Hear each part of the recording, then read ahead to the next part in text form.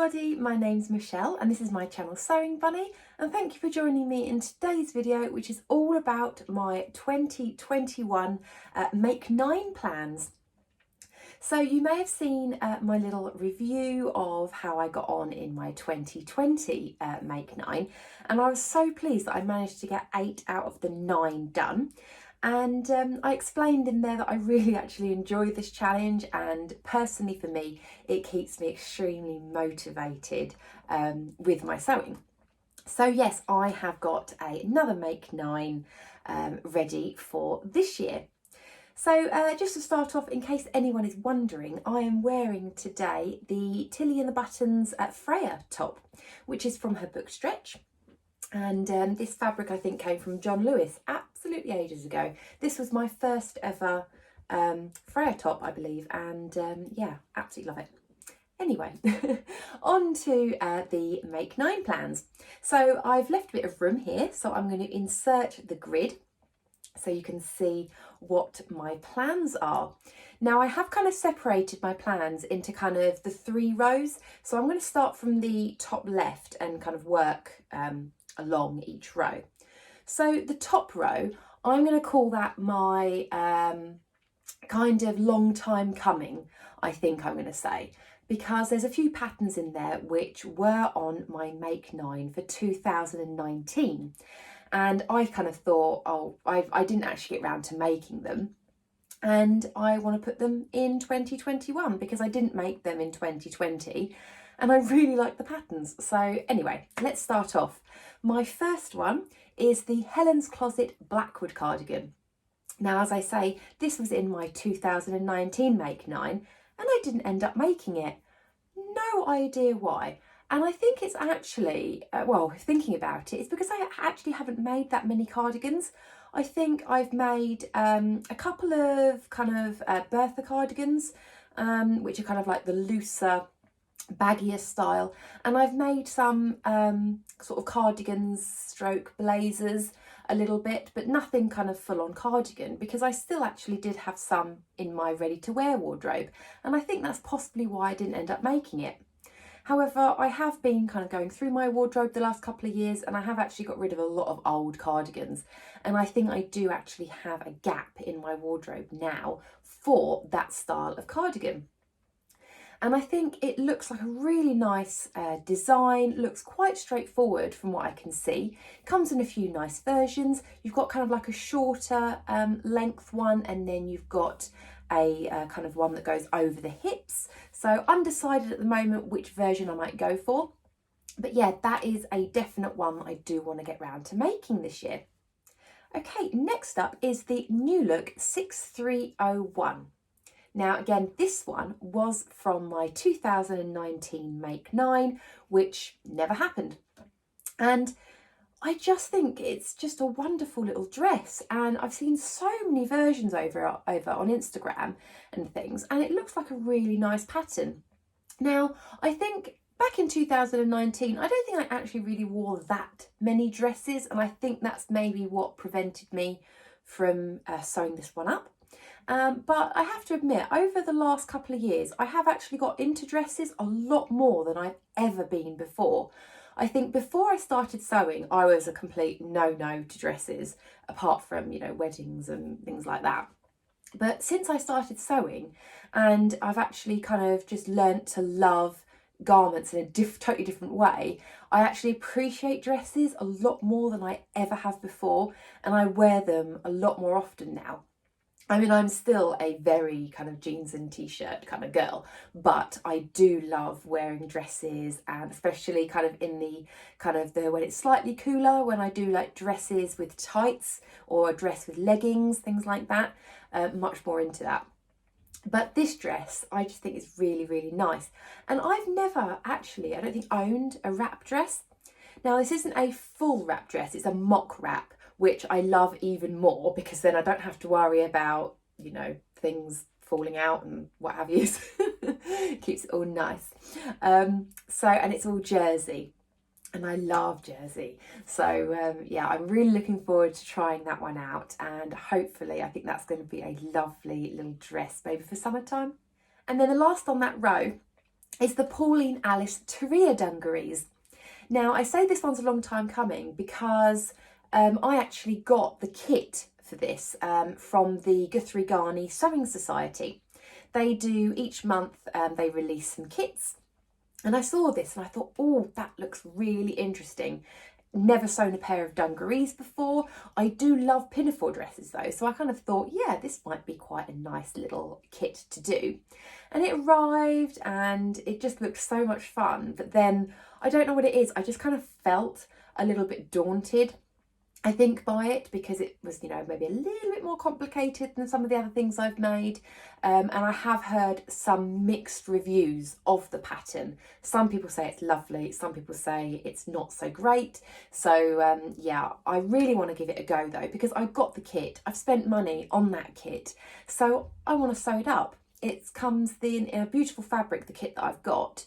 And yeah, I just need to get my skates on and get sewing on that. So yeah, that one I would really like to do in 2021. Okay, and then we're going to go on to the next line down. And this line, I think I'm going to refer to it as the everyday items that I need in my wardrobe. So this is kind of like the essentials, I would say. And let's start off with the first one, which is the blouse from the Avid Seamstress. Now, I've seen this blouse a few times kind of on Instagram, and also it was Hales from Halesmore Sewing. She did a version of this in a beautiful aqua colour. And I remember seeing that and going, wow, that looks like something I really want in my wardrobe. And then I just kept seeing it pop up more and more and more. And I just think that blouse is just what I'm looking for in my wardrobe. It's kind of like, it's not a full-on shirt, but it's got that nice kind of smart shirt style to it. Just a really nice blouse. And as I work in an office, who knows when I'm going back, but that would be absolutely perfect for my office wardrobe. I'm just, in my mind, I can just picture so many different versions of that, because my office is kind of smart casual, so I tend to wear a blouse or a shirt with, you know, some black jeans or dark coloured jeans, and that's my kind of go-to, unless I've got, you know, kind of client meetings and things. But I just kind of thought that'd be absolutely perfect. And so I'm really looking forward to that one. I think that one is going to be one I'm going to really enjoy sewing, fingers crossed. Okay, and then the next one along is the Forget Me Not Iris Tee. Now again, I've seen this one about quite a lot, but I'd never used Forget Me Not patterns until only recently, where I made the Vera top, which was their free pattern. And this is what I love about certain pattern companies, is when they release a free pattern and it just kind of gets you in to getting to know that pattern company a little bit more. And I have to say, since I've sewn that Vera top, I am so interested now in trying so many of their other designs. And I'd seen the Iris Tee kind of over on YouTube and on Instagram quite a lot, because it was quite interesting. Now, if you've watched my channel for any length of time, you'll know that I love t-shirts. I just cannot have enough t-shirts in my wardrobe. But I think what I'm kind of thinking is I need to look at maybe more interesting styles of t-shirts. And this Iris Tee has a gorgeous pleat detail on the sleeves, which looks so incredibly interesting. And they also do have a longer sleeve version, again, which has these kind of pleats in. And I'm just so intrigued about that. And I just think it would just be such a lovely addition to my t-shirt collection. I mean, don't get me wrong, I love a basic t-shirt because you can just throw all different types of pattern jersey at it, and I love that. So, but this one I just think is going to be really interesting, and yeah, I'm really looking forward to seeing kind of how the pattern is kind of drafted with those pleats and everything. So yeah, that one I'm hoping I'll get around to making as well. And then the last one on that line is the Tilly and the Buttons Stella Hoodie, which is from her book Stretch. See where this one comes from as well. And I've never made a hoodie. I wear hoodies loads. I do tend to sometimes wear the zip up hoodies, but I do like the kind of full over the head ones as well. And I saw this one and I just kind of thought, I don't know, again, I don't know what it is, but hoodies just seem like they could be quite complicated, and I love Tilly and the Buttons instructions, and you know, she does hold your hand through the process. So I actually thought this would be a really good starting point for a hoodie. So as I say, you know, I wear hoodies quite a lot anyway. I've got loads of ready to wear ones, and I just kind of think, you know, actually it's time now that I should make myself one. The ones that I've got, you know, they're kind of wearing out a little bit, you know, the colours going in a few of them. So I really want to start getting to the point now where if any of my ready to wear items start to wear out, that actually I should start sewing them up myself if I can and if I want to. So a hoodie is something that I really like to try, and yeah, hopefully I'll get around to making that one as well. Okay, and then the last line on my grid, I'm going to call the just give it a go, I think. Because you may have spotted the first one on there is jeans. Now, I have been one of those people, probably a lot of you are the same, is jeans, no, far too complicated, never could, you know, make a pair of jeans. You know, it's bad enough trying to get jeans in the shops to fit you, let alone ones you make yourself, etc, etc. But I'm just going to give it a go. It's kind of, you know, I've been sewing for 3 years now, and I think that I'm up for that challenge. And, you know, I'm the sort of person which kind of thinks, what's the worst that could happen? I buy a pair of jeans, sorry, I buy the fabric and make the jeans, they don't fit. Well, I can try and adjust them. Or maybe something doesn't work out, well, that's fine, I'll use that as a toile. That's the kind of thing, and like the mentality that I think I need to have a little bit more with my sewing, is having the confidence to just give it a go. So yeah, I'm going to try and tackle jeans. Exactly what pattern, I'm not 100% sure yet, but I do actually own the Closet Core Ginger Jeans, which I know has a massive following, and I know lots of people love them. There's also some of the jeans from Megan Nielsen. She has like the Ash jeans and the Dawn jeans, I think, which I know are really popular as well. But yeah, I'm kind of at the moment maybe leaning towards the ginger jeans, just because I think there is quite a lot of help out there on the internet as well for them. So I can always refer to that if I need to. And I do like the finish of these jeans, like, you know, they're kind of, they just look like ready to wear jeans. So yeah, I think I'm kind of leaning towards the ginger jeans, I think. But yeah, wish me luck on that one. And then second on that line is the Victory Patterns Madeleine skirt. Now this one I'm kind of doing as my like wild card. I always like to, if I'm going to do one of these kind of make nines, I like to throw in a little wild card, and I think that's going to be it, because I love the look of this skirt. I just think it looks beautiful. It just looks lovely and full, and these little braces that you have on it just looks so cute. And I'm just thinking all of my amazing t-shirts that I've got would just look really cute under it. The only thing that does concern me a little bit is, will I actually wear it and will it suit me?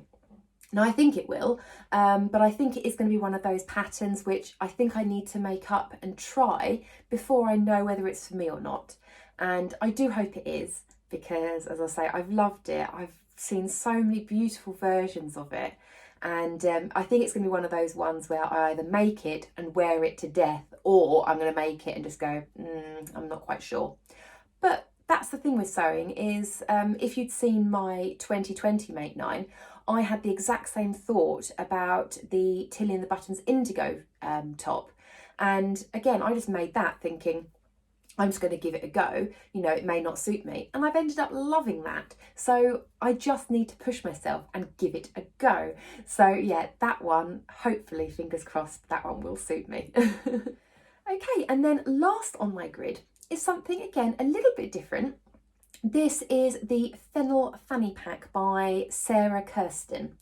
And yeah, it's not a garment, it is a bag. Now it's called a fanny pack, but in the UK we call them bum bags. And I do love a bum bag. Whenever I go on holiday, I always like to have one. I prefer it to a shoulder bag, just because, you know, I love to be hands-free and I don't like things kind of hanging off my shoulders and things. And I like, you know, it being kind of secure on me. But also, me and Stuart do like to do a bit of cycling as well. We haven't been able to do cycling for quite a while now, because if you followed me on Vlogmas, you would have seen that he'd hurt his wrist. And yeah, it's still going to take a little bit of time before we can go cycling. So we haven't managed to go out and do that for a few months. But when I go cycling, I do like to wear a bum bag, again, because it's, you know, hands-free. I don't want to have anything hanging off my bike, and it's just somewhere to store my phone and just a bit of money. And this one just looks lovely. It doesn't look too bulky, because I hate those kind of like bum bags or fanny packs where they just kind of stick out loads, and you know, I'm not really into that. You know, I don't need to put everything in there. So I just want something quite slim. And yeah, I thought I'll give it a go, because the one that I do use at the moment, again, it's starting to wear out. It's gone on loads of holidays, loads of cycling things, and yeah, it's looking a little bit worse for wear. So I'd like to make myself another one. And I just think I could have real fun with this, you know, using scraps of fabric and, you know, doing some fun prints. You know, I could even, you know, make myself a couple for cycling or a couple for holiday, even make them as gifts and things if I wanted to. And I just thought it was going to be a little bit different.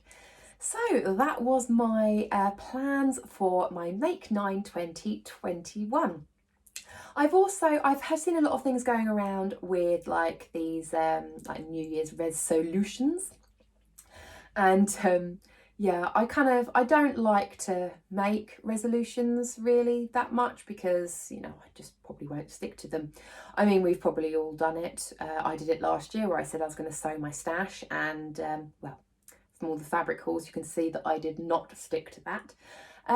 But I do think my resolution for this year that I am actually really going to try and stick to is just basically to be brave with my sewing and don't feel like I can't do something. It's just give it a go, you know, like I've got on that last line of my grid, is just try it.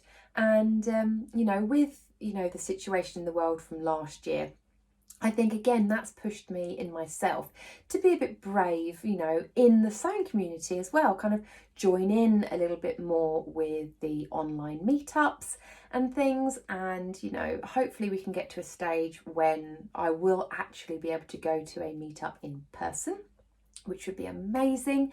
So again, it's a resolution that I want to have, but you know, I know that with the way of the world and things, that one might not necessarily happen. But I just think my kind of words for 2021 is just to be brave. So that is my plan. So I would love to know if you guys are going to be doing a Make 9, or if you're not, you know, I'd just love to know. Do you guys have any resolutions as well? You know, it's kind of, as I say, you know, I was trying to sew through my stash, and I know a lot of people want to try doing that. Obviously, I will try where I can, but we'll have to see. If you have liked the video, it would be lovely if you could give it a thumbs up. And if you haven't subscribed already, then please do, because if I make any of these items, then if you're subscribed, you may see my other videos pop up. Okay, take care. Bye.